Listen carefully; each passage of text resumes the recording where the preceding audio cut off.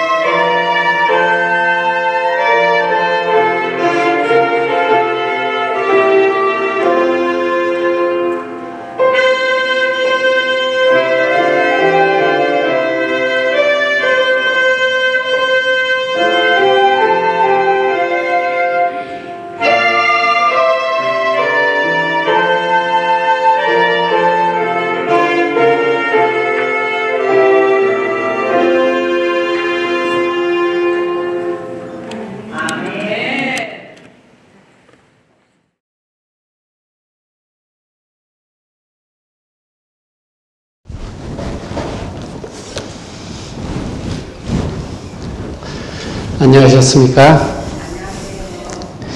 이 시간에 미가서에 있는 말씀 먼저 보겠습니다. 미가서 7장 1절입니다. 저항이로다 나여 나는 여름 실과를 딴 후와 포도를 거둔 후 같아서 먹을 송이가 없으며 내 마음에 사모하는 처음 익은 무화과가 없도다. 우리 한국말에 아름다운 단어들이 많이 있는데요. 그 단어들 중에 사모한다라는 단어 참 아름다운 것 같아요. 제가 영어로 번역은 안 했지만 한국말에는 애모라는 단어와 사모라는 단어가 있어요. 근데 애모라는 단어는 사랑하여 그리워한다라는 의미를 가지고 있고 사모라고 하는 단어는 생각하여 그리워한다라는 의미를 가지고 있습니다. 저는 오늘 성경에서 찾아보고자 하는 그 단어는 사모한다라는 그 단어를 좀 찾아보려고 하는데요. 영어로는 longing 그럴 것 같아요. longing. 히브리어로는 아바라는 단어인데요. 아바라는 단어, 그냥 한국말로 하면 바라고, 원하고, 열망하다, 바란다, 원한다, 이건 영어로는 같은 단어 뜻인 것 같은데요. 아무튼 한국말은 두 가지예요. 생각하고 그리워한다라는 그런 의미를 가지고 있습니다. 오늘 우리 마음속에 사모하는 것이 있나요? 무엇을 사모하고 있습니까? 진정 우리 마음속에 그리워하고 생각하는 대상은 무엇입니까? 세상 사람들이 사모하는 것들이 굉장히 많이 있습니다. 꽤 많은 사람들이 이 세상에서 자신의 생애를 만족시켜주는 것들을 사모하고 그것을 얻기 위해서 많은 노력을 하는데요. 그것은 어떤 재물적인 것일 수도 있고 명성일 수도, 지식, 사랑, 그런 거일 수 있는데, 그런 것들을 그런 것들은 자신의 생애를 즐겁게 해줄 수 있다고 생각하고 그것을 찾기 위해서 굉장히 열심히 노력을 합니다.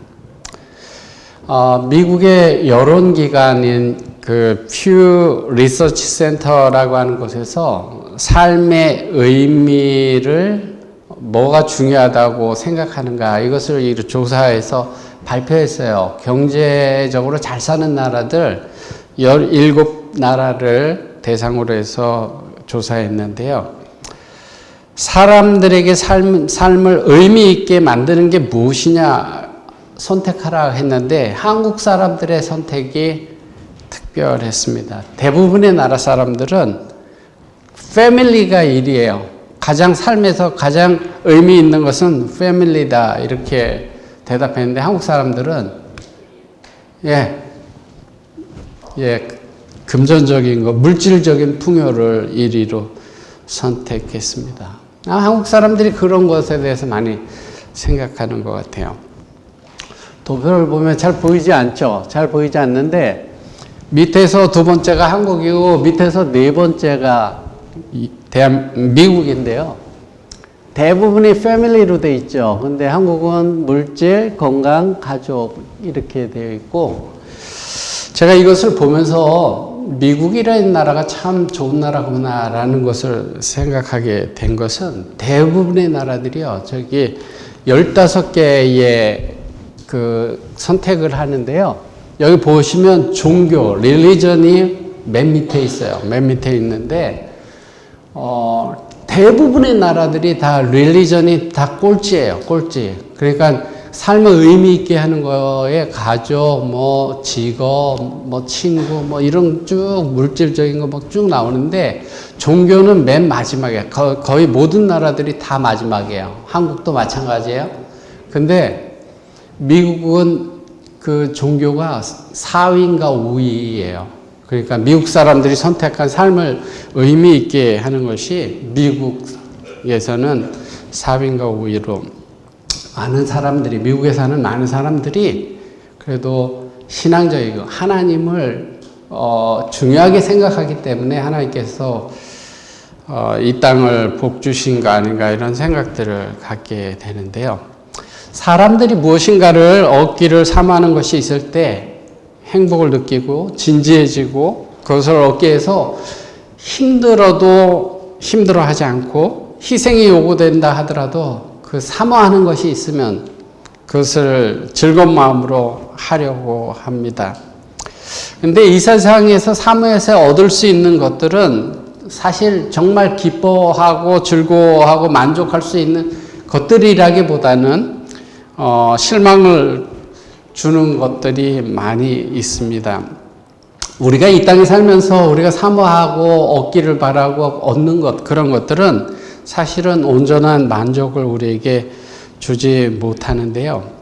오늘 처음 찾아본 미가서 본문의 말씀 가운데 보면 이스라엘 백성들이 처한 사항을 이렇게 묘사하고 있습니다. 재앙이로다 나여 나는 여름 실과를 딴 후와 포도를 거둔 후 같아서 먹을 송이가 없고 내 마음에 사모하는 처음 익은 무화과가 없도다. 미가라고 하는 선지자는 남방 유다, 북방 이스라엘과 남방 유다가 갈라져 있을 때 남방 유다의 선지자였고 이사야와 동시대 선지자였습니다. 가난한 계급 출신의 선지자였고요. 이 사람은 권력자들의 부정이나 불의에 대해서 날카롭게 비판을 했습니다. 당시의 귀족들이 자신의 소유를 더하기 위해서 부당한 방법으로 가난한 사람들을 착취하고 토지를 빼앗고 그렇게 하면서도 부끄러워하지 않고 당연하게 생각하는 그런 일들을 그 사람들이 했습니다. 그 결과 어려운 사람들은 점점점 더 어려워지게 돼서 과부나 어린 아이들 그러한 사람들은 갈 곳도 없고 미가는 그러한 모습들을 보면서 많이 아파하고 슬퍼하고 외쳤던 선지자가 미가였는데요. 미가서의 말씀들은 길지 않지만 그 말씀을 살펴보면 하나님께서 부패한 이스라엘 백성들을 대적의 손에서 징계를 하지만 징계를 참아낸 사람들을 바벨론에서 해방시켜서 고국으로 다시 돌아오게 할 것이다 라고 하는 약속의 내용들이 기록되어져 있습니다. 소선지서나 선지서의 대부분의 내용들은 이스라엘 백성들에게 돌이키라고 말씀하고 그것을 받아들여지지 않았을 때 징계를 하지만 나중에 돌아올 것에 대해서 약속하고 있는데요.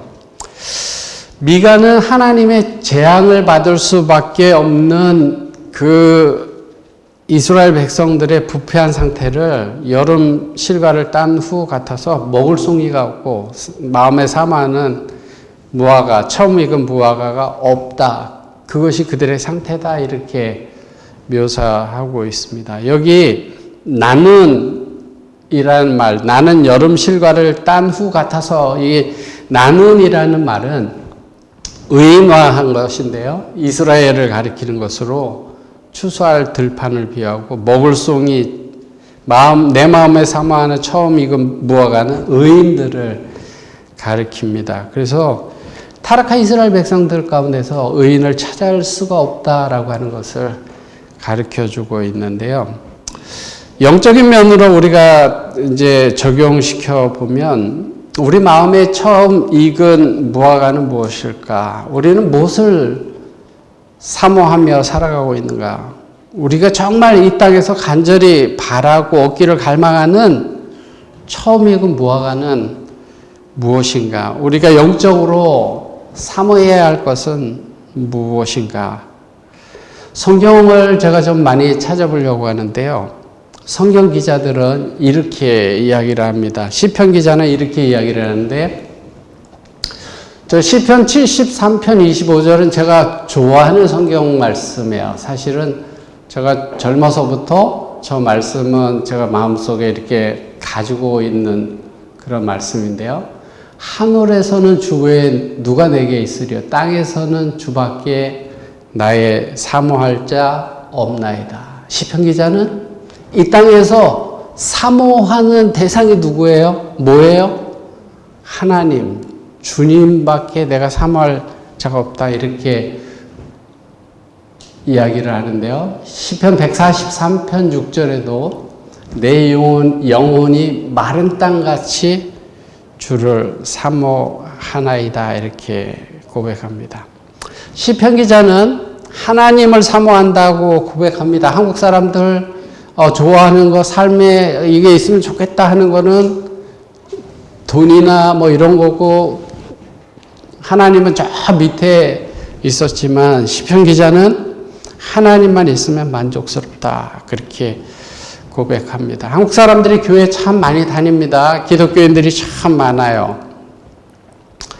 신앙이 한국 사람들의 삶에 중요한 것 같은데 한국을 포함한 대부분의 나라들은 삶을 의미 있게 만드는 것은 신앙이 아니다. 이렇게 이야기를 합니다.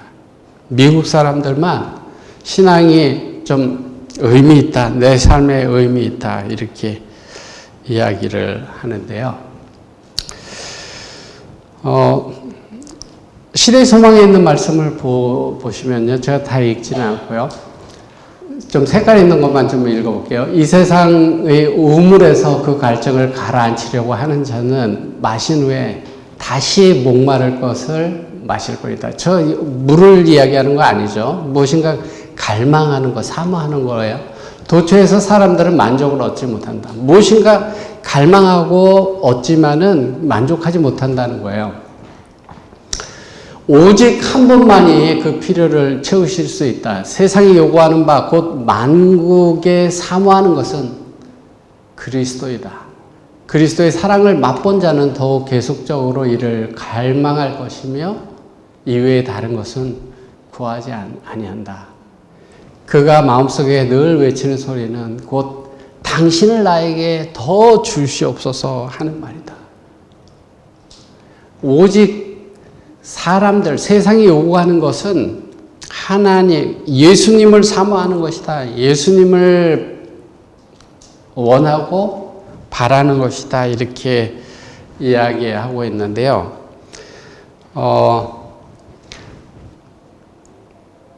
제가 영어 노래 중에서 기억나는 게 Give me Jesus라는 노래 있어요. Give me Jesus. 나에게 예수님을 주십시오.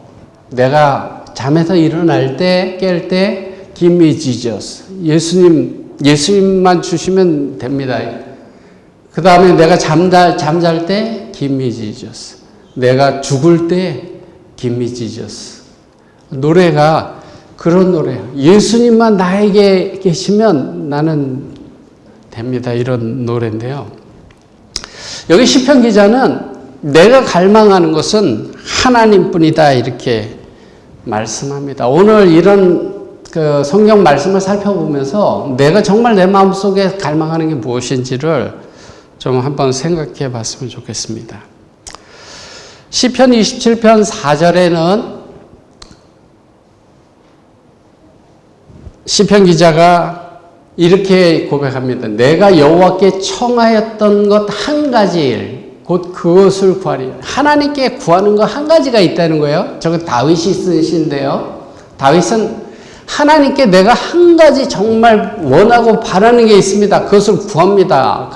그러면서 하는 이야기가 곧 나로 내 생전에 여호와의 집에 거하며 여호와의 아름다움을 앙망하며 그 전에서 사모하게 하실 것이라.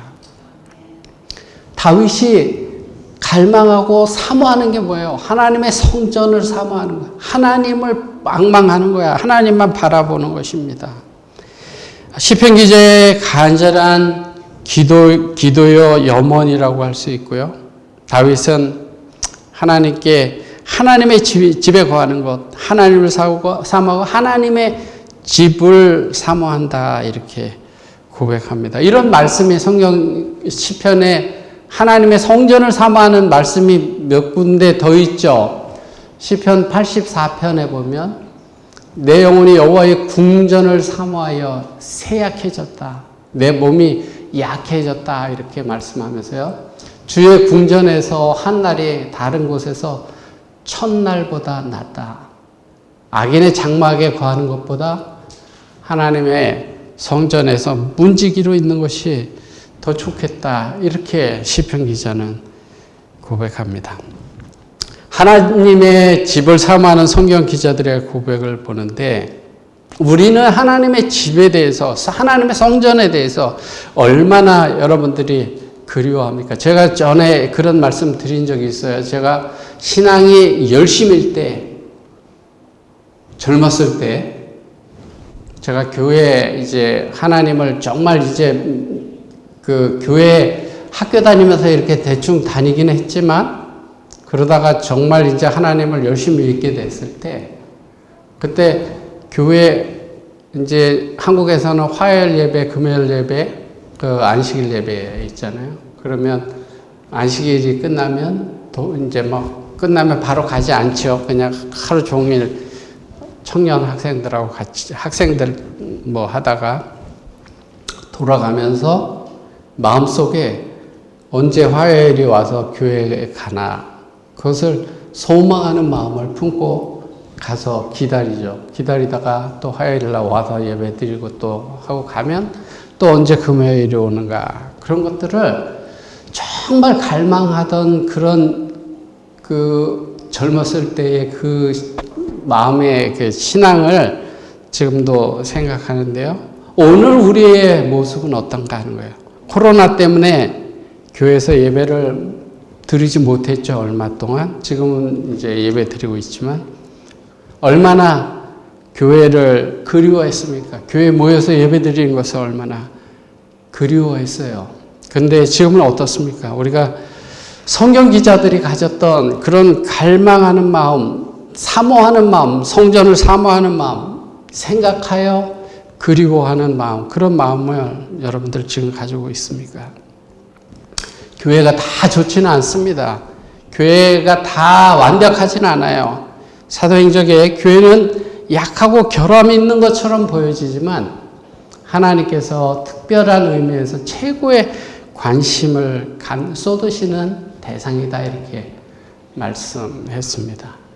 그런 하나님의 성전을 정말 내가 신앙생활하면서 그 하나님의 성전에 나오기를 갈망하고 사모하고 소망하는 그런 마음을 가지고 내가 신앙생활하는 예전에 그 신앙을 되찾고 싶어요. 정말 간절히 바라고 정말 소망하고 바라고 하나님의 성전에서 예배드리는 그 기쁨을 같이 누리고 그렇게 하기를 정말 소망합니다. 성경 기자들은 몇 가지 더 사모한다는 말을 했는데요. 베드로전서 2장 이전에는 갓난 아이들처럼 신령한 젖을 사모하라 그랬는데 영어로 보시면 하나님의 말씀이에요. 그 말씀이죠. 하나님의 말씀을 사모하라. 그것으로 말미암아 너희로 구원에 이르도록 자라게 하려 함이라 그랬습니다. 시편에 이렇게 말씀합니다. 시편에 여기 한 말씀 더 안 맞네요. 내 눈이 주의 구원과 주의 의로운 말씀을 사모하기에 피곤하나이다. 이 시편 기자는 하나님의 구원과 하나님의 말씀을 사모하는데 얼마나 사모하는지 피곤할 정도로 하나님의 말씀을 사모한다 이렇게 이야기를 했어요. 그리고 시편 19편에는 하나님의 말씀이 금 많은 정금보다 더 사모하고 꿀보다 더 달다 이렇게 고백했습니다. 여러분들이 많이 알고 싶어하고 보고 싶어하고 많이 생각나는 대상이 하나님의 말씀입니까? 하나님의 말씀이 이 시편 기자처럼 그것을 사모하면 내가 너무 많이 사모해갖고 하나님의 말씀을 내 몸이 피곤해질 정도로 그리고 금을 원하는 것보다 더 하나님의 말씀을 원한다 이렇게 이야기를 하고 있습니다. 우리 생애 속에 하나님의 말씀이 이 시편 기자들이 이야기했던 것만큼 그렇게 중요하게 생각되어지지 않았다고 한다면 오늘 우리 마음속에 새로운 결심들을 했으면 좋겠습니다. 내가 정말 하나님의 말씀을 정말 사랑하고 그 말씀을 듣고 배우고 읽고 깨우치기를 정말 갈망하는 그런 마음을 내가 가져야 되겠다. 이런 마음의 결심들이 있으면 좋겠습니다. 제가 영어를 먼저 띄워놓고 그냥 읽어보십시오. 한국말로 읽어드리겠습니다. 사람이 떡으로만 살 것이 아니요 하나님의 입으로 나오는 모든 말씀으로 살 것이다. 이렇게 예수님께서 말씀하셨죠. 제가 건너뛰어서요. 저 다른 글씨만 읽어보겠습니다. 이 세상에서 우리가 의지할 수 있는 오직 한 가지는 하나님의 말씀이다. 너희는 먼저 그 나라와 그 의를 구하라. 그러면 이 모든 것을 더하시리라. 우리가 의지할 수 있는 한 가지는 하나님의 말씀이다. 이렇게 말씀하고 있는데요. 그 말씀이 우리에게 주어져 있는데 우리가 이 말씀을 정말 바라지 않아요. 그렇게 열심히 소망하지 않아요. 우리가 조금 더 하나님의 말씀을 더 열심히 보고 배우고 하나님께서 사랑의 음성으로 뭐라고 말씀하셨는지 더 듣기를 원하는 그런 간절한 마음이 오늘 우리에게 있으면 좋겠습니다. 제가 몇 성경 말씀을 조금 더 보면요. 전도서에 사람들에게 하나님께서 주신 마음이 영원한 것을 사모하는 마음을 주셨다. 이렇게 성경에 말씀하고 있는데요. 영원한 것을 사모하는 마음을 주셨다라고 하는 것은 우리가 이 땅에서 먹고 살고 하는데 거기에 다 정신이 팔려서 사는 것이 아니라 하늘의 것, 하나님께서 주실 것을 우리가 생각하고 그것을 소망하며 살아가도록 사람들에게 하나님께서 하셨다라고 하는 거예요.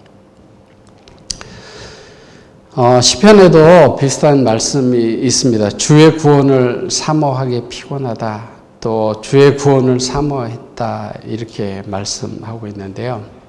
저는 우리 교우님들이 성경 기자가 이야기하는 것처럼 주의 구원을 사모하는 그런 마음을 가지고 살아간다고 생각해요. 영생의 소망, 구원의 소망을 가지고 그것은 정말 우리가 갈급한 마음으로 삼하고 살아가죠. 뿐만 아니라 우리가 무엇을 더 사모하며 살아가야 되는가 하면 바울은 뭐라고 이야기를 했는가 하면요. 바울은 뭐라고 이야기를 했는가 하면 나는 주의 다시 오심을 사모한다고 지금 저기 디모데후서 4장 8절에 나는 주의 다시 오심을 사모한다 이렇게 이야기하고 있지 않지만 바울이 뭐라고 이야기하냐면 나를 위해서 예수님께서 이 땅에 다시 오실 때 나에게 의의 면류관을 나에게 주님이 주실 것인데 나처럼 주님의 다시 오심을 사모하는 모든 자에게도 그렇게 할 것이다. 이렇게 이야기를 하고 있는 거예요. 그러니까 바울은 예수님의 다시 오심을 정말 사모하는 사람이에요.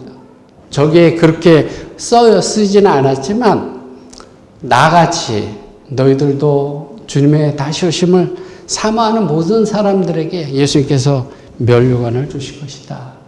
그래서 예수님의 다시 오심을 사모하는 사람이 되어야 된다. 이렇게 말씀합니다. 성경에 의로운 사람들, 믿음의 사람들, 그 사람들은 다 예수님의 다시 오심을 사모했어요. 히브리서 11장에 믿음의 선조들에 대한 이야기를 하면서 저희가 이제는 더 나은 본향을 사모하니 하늘에 있는 것이라. 그 믿음의 조상들이 무엇을 사모했는가 하면 이 땅에 살면서 하늘을 사모했다 이렇게 말씀합니다. 우리가 재림 교인들이에요. 재림 신앙을 가진 재림 신자들입니다. 어드벤티스트입니다. 바울처럼 주님의 다시 오심을 사모하는 사람들이에요. 주님의 다시 오심에 대해서 더 많이 이야기하고 더 많이 생각하고 주님의 다시 오심을 증거하는 그런 삶을 사는 교우들이 되어야 합니다. 여기 에녹을 한번 보세요. 예를 들어서 에녹의 마음은 영원한 보화에 있었다. 그는 하늘 도성을 바라봤다. 에녹이 이 땅에 살고 있었지만 그의 마음은 하늘을 바라보고 하늘을 그리워하고 하늘을 사모했습니다. 그러면서 그곳에 계신 하나님을 봤어요. 왕을 바라봤다. 그의 생각과 마음은 하늘에 있었고 그의 대화는 하늘에 가는 것이었다. 그의 마음이 하늘에 있으니까 그의 말도 하늘에 된 거예요.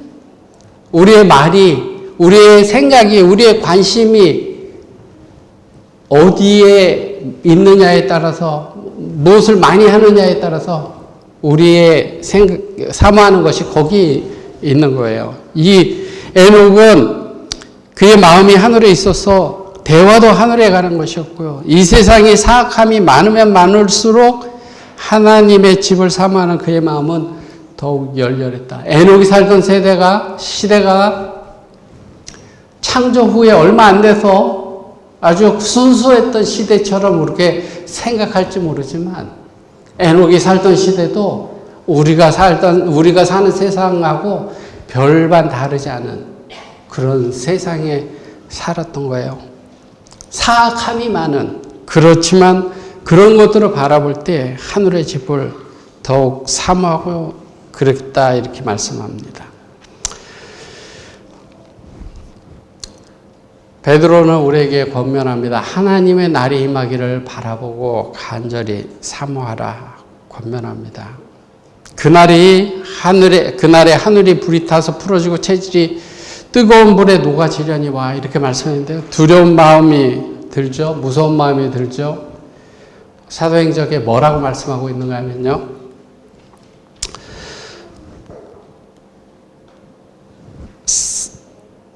사도는 불확실이나 두려움으로서가 아니요 즐거운 희망과 사모하는 기대를 가지고 위대한 내세를 바라보고 있었다. 사도는 불확실이나 두려움으로서가 아니라 즐거운 희망과 사모하는 마음으로 내세를 바라보고 있었고, 순교의 장소에 설 때 형리의 검이나 피를 받을 땅을 보지 않고 여름날에 조용하고 푸른 하늘을 통하여 영원하신 하늘 보좌를 바라봤다. 하나님의 백성들, 그 신실한 사람들, 사도들이 그들이 형편이 좋고 평안해서 하늘을 바라본 게 아니에요. 그들이 우리보다 훨씬 어려운 상황 속에서 죽음이 임박한 그런 순교의 자리에서 그 자리에서 그의 마음은 하늘을 바라보고 하늘을 사모하고 하나님의 보좌를 바라봤다. 그렇게 할 수 있었던 것은 그들이 평상시에도 그렇게 하기 때문에 그렇습니다. 오늘 우리는 무엇을 사모합니까? 디모데가 말하는 것처럼 잘못된 것을 사모하고 있지 않아요? 돈을 사랑함이 일만하게 뿌리가 되는데 이것을 사모하는 자들이 미혹을 받아 믿음에서 떠나간다. 돈을 사랑하는 것을 사모하는 것, 돈이 좀 많았으면 좋겠다. 내 관심이 다 거기에 있어. 이런 사람들, 그것은 잘못된 것을 사모하는 것이죠. 제가 오늘 성경 말씀을 많이 찾아봤는데요. 여러분들은 하나님을 사모하십니까? 하나님의 말씀을 사모하십니까? 하나님의 성전을 사모하십니까? 하나님의 구원과 다시 오심을 사모하십니까? 정말 우리가 마땅히 사모해야 할 것을 사모하는 주의 백성들이 됐으면 좋겠습니다. 제가 이제 한 이야기하고 말씀 마치려고 하는데요. 개를 좋아하는 사람은 개가 어떻게 행동하는지 이렇게 관찰하는 거 좋아하고 개를 좋아하는 사람은 북극 여우도 아마 좋아할 것 같아요. 왜냐하면 비슷하잖아요. 그 여우 생긴 것도 비슷하고요. 북극 여우는 여우 중에서 가장 작고 집 고양이와 거의 같은 사이즈입니다. 저렇게 생겼어요. 하얗고 예쁘죠. 북극은 춥죠. 이 북극 여우들은 굉장히 추운 곳에 삽니다. 툰드라 지방, 얼음이 이렇게 쌓여있고 녹고 하는 곳. 저 북극 여우는 섭씨 70도, 영하 70도 되는 데서도 살 수 있다 그래요. 그러니까 영하 40도, 50도, 그런 곳에서 사는 것이죠. 털이 아까 보셨듯이 많이 있어서 그래도 견딜 수 있습니다. 발에도 털이 있습니다. 북극곰도 북극에 살죠. 그 북극곰도 그 털로 이렇게 보호하는데 이 여우도 털로 보호합니다. 북극에 먹을 게 많이 있을까요? 먹을 게 많이 없죠. 그래서 대부분의 시간은 먹이를 찾는 데 씁니다. 그 여우가요. 여우가 먹는 것을 찾을 때 모든 감각을 다 사용합니다. 청각은 사람보다 예민한 동물들 많죠. 개는 우리보다 훨씬 잘 듣잖아요. 여우도 잘 듣습니다. 그 땅속에서 나는 소리까지 다 들어요. 그래서 그 땅속에서 소리가 나면 그게 나올 때까지 기다렸다가 나오면 잡아먹으려고 기다립니다. 그리고 북극곰의 소리가 들리면 북극곰이 뭔가를 잡아먹으면 먹고 가면 기다렸다가 그 남은 찌꺼기를 그 여우가, 북극 여우가 먹습니다. 2019년에요. 7월에 노르웨이의 스발바르 제도에서 캐나다 북부까지 걸어온 배고픈 북극 여우에 대한 보고가 있었습니다.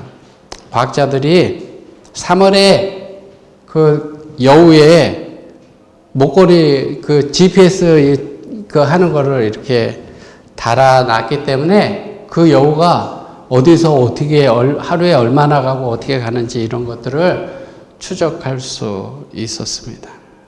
근데 이 여우가 가는데요. 그린랜드까지 940마일을 여행하는데 3주 걸렸고요. 그린랜드를 지나서 캐나다 엘즈미어 섬까지 1200마일을 더 걸어갔습니다. 전체 여정이 76일 걸렸는데 뭐 2,000마일 넘게 걷는 거예요. 2,000마일 넘게.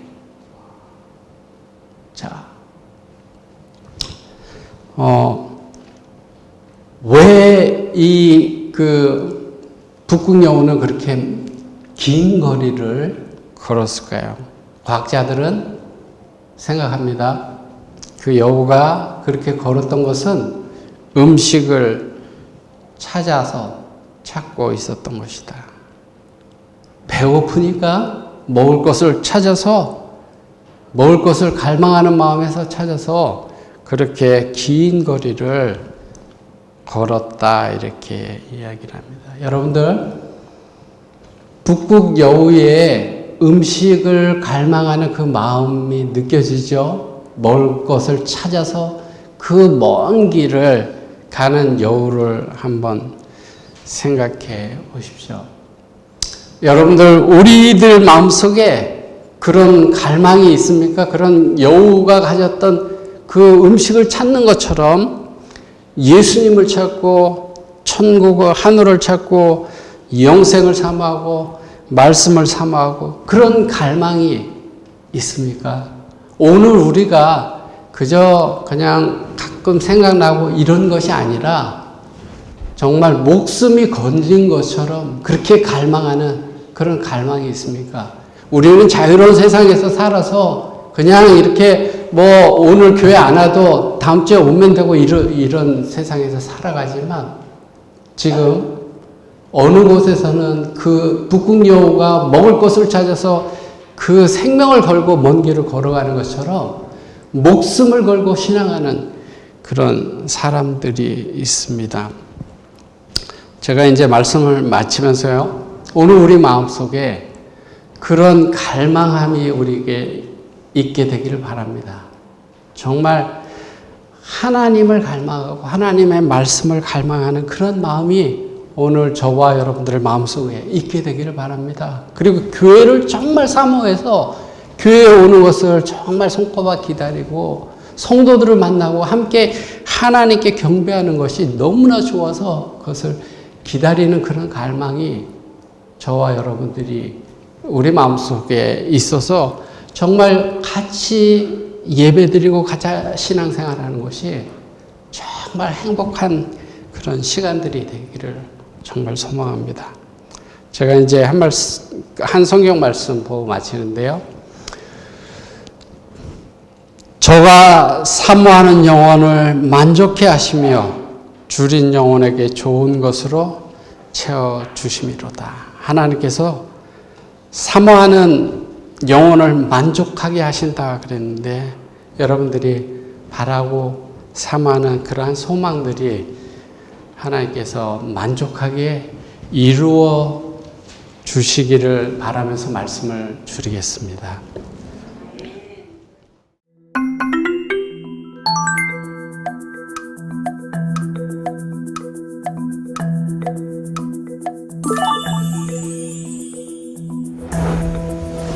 물 위를 걸을 수 있는 사람이 있을까요? 정답은 네, 물론 없습니다. 그런데 성경을 보니 물 위를 걸은 사람이 있습니다.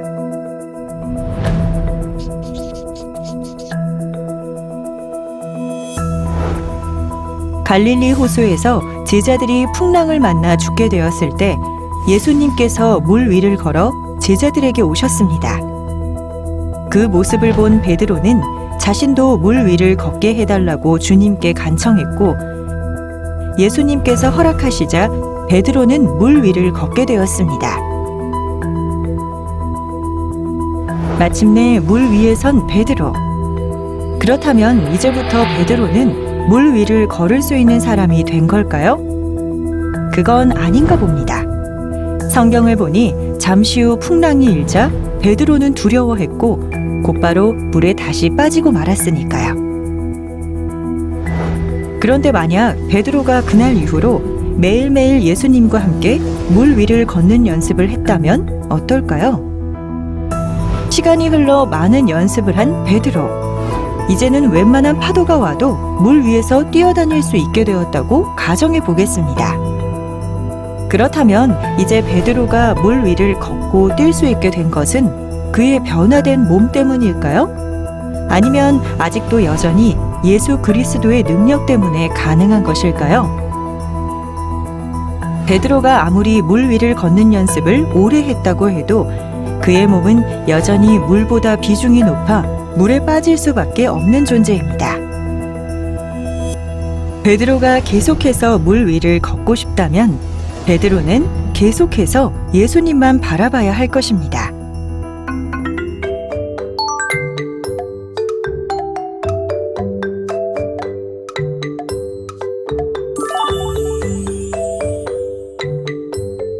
마찬가지로 우리가 예수님을 받아들인 후 악을 참고 선을 행하며 살아갈 수 있다면 그것은 우리의 변화된 몸 때문일까요? 아니면 여전히 전적으로 우리를 붙드시는 예수 그리스도의 능력 때문일까요? 아무리 오래된 그리스도인이라 해도 죄의 바다에 빠지지 않고 살아가기 위해선 전적으로 그리스도의 능력에 의지해야 합니다. 신앙의 관점에서 가장 안전한 사람은 자기의 연약한 상태를 가장 잘 깨닫고 그래서 예수님이 더 필요하다는 것을 느끼는 사람이기 때문입니다.